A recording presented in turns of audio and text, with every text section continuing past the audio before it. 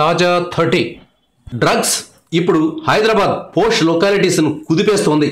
బంజారాహిల్స్ నుంచి కోకాపేట దాకా మత్తులో జోగుతున్న వారు వేల సంఖ్యలో ఉన్నారని పోలీస్ అధికారులు అంచనా వేస్తున్నారు. వీరిలో అన్ని రంగాలకు చెందిన ప్రముఖులు ఉన్నట్లు ఇప్పటికే బయటపడింది. ఈ కేసులో కొందరు బడా ప్రముఖుల పేర్లు బయటకు రాకుండా మేనేజ్ చేస్తున్నారనే ఆరోపణలు వస్తున్నాయి. ముఖ్యంగా సినిమా రంగానికి చెందిన పెద్ద నిర్మాతల ఇళ్లలో డ్రగ్స్ తీసుకుంటున్న వారి పేర్లను ఉద్దేశపూర్వకంగా దాచిపెడుతున్నారని భావిస్తున్నారు.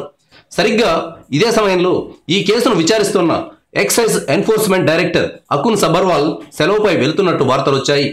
కేసీఆర్ సర్కార్ డ్రగ్స్ కేసును నీరుగార్చేందుకే సబర్వాల్ను సెలవులో పంపిస్తోందని మీడియాలో వార్తలొచ్చాయి.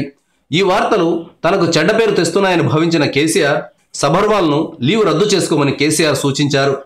సబర్వాల్ ఈ నెల 17 నుంచి 26వ తేదీ వరకు సెలవుపై వెళ్లాలని నిర్ణయించుకున్నారు. ఎందుకు ఆయన ఏకంగా 10 రోజుల పాటు లీవ్ తీసుకున్నారు అంటే ట్రెక్కింగ్ కోసమట. ఆయన విచారిస్తున్న కేసేంది, ఆయన సెలవు కోరిన విషయమేంది? ఒక సంచలనాత్మక కేసును టేకప్ చేసినప్పుడు ట్రెక్కింగ్ లాంటి చిన్న పని కోసం 10 రోజులు లీవ్ పెడతారా? ఇదే విషయంపై ఆయన్ను కేసీఆర్ కూడా ప్రశ్నించారని, ట్రెక్కింగ్ కావాలంటే తర్వాత చూసుకోవచ్చు, ముందు ఈ డ్రగ్స్ భరతం పట్టు అని చెప్పినట్లు తెలుస్తోంది.